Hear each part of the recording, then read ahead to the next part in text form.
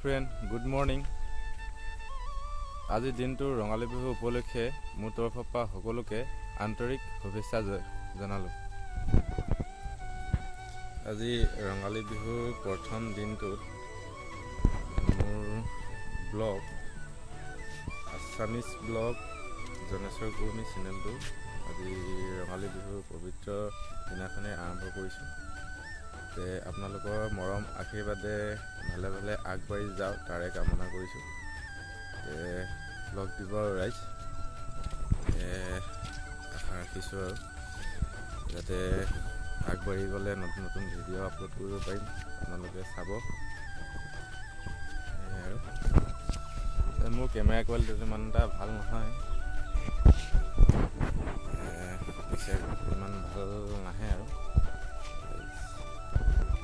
বেয়া নাপাব।